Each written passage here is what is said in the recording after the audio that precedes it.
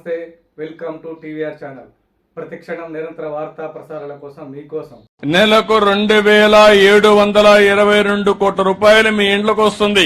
నెల అన్ని గ్రామాల్లో కొంతమంది పింఛన్ తీసుకోవడానికి బయట పోతారు, ఏదో కూలి పనులకో బంధువుల ఇంటికి వెళ్ళిపోతారు. వాళ్ళు మళ్లీ నెలలా పింఛన్ కోసం రావాలి, రాకపోతే ఇచ్చే పద్ధతే లేదు. అందుకే నేను ఆలోచించాను, అలాంటి వారికి ఒక నెల రాకపోతే 2వ నెల తీసుకోండి, 2 నెలలు రాకపోతే 3వ నెల కూడా తీసుకునే అవకాశం ఇచ్చాను. ఈ రోజు మీరు చూసినప్పుడు దగ్గర 2 నెలలు తీసుకున్న వాళ్ళు 93,324 మంది ఉన్నారు. నేను మిగలబెట్టుకోవాలని 76 కోట్లు మిగులుతుంది నెలకి. కాదు, పేదవాడికి అండగా ఉండాలని అదనంగా 76 కోట్ల రూపాయలు నెలకు మీకు ఇస్తున్నానంటే అది పేదవాళ్ల పట్ల అభిమానం. ఇంకో పక్కన మీరు చూస్తే 3 నెలలు తీసుకుని 16,000 ఉన్నారు, వాళ్ళకు 14 కోట్లు ఇస్తున్నాం. వీళ్లు కాకుండా భార్య భర్త ఉంటారు, భర్తకు పింఛన్ వస్తుంది, భార్యకు రావడం లేదు, భర్త చనిపోతే పింఛన్ ఇవ్వకుండా పోతే అనాథయ పరిస్థితి వస్తుంది. భర్త చనిపోయిన వెంటనే భార్యకు పింఛన్ ఇచ్చే విధానానికి శ్రీకారం చుట్టామని చెప్పి కూడా నేను మీకు తెలియజేస్తున్నాను. ఆటోమేటిక్ గా ఇస్తున్నాం.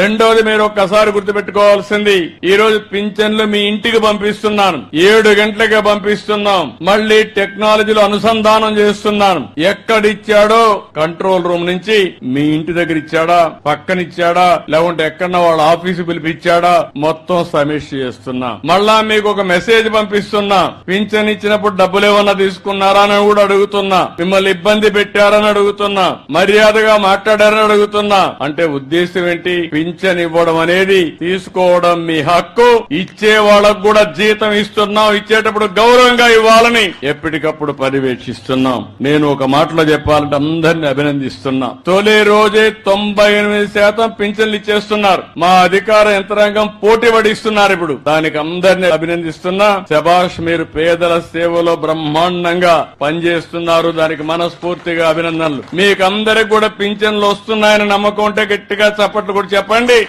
లేకుంటే అవసరం లేదు.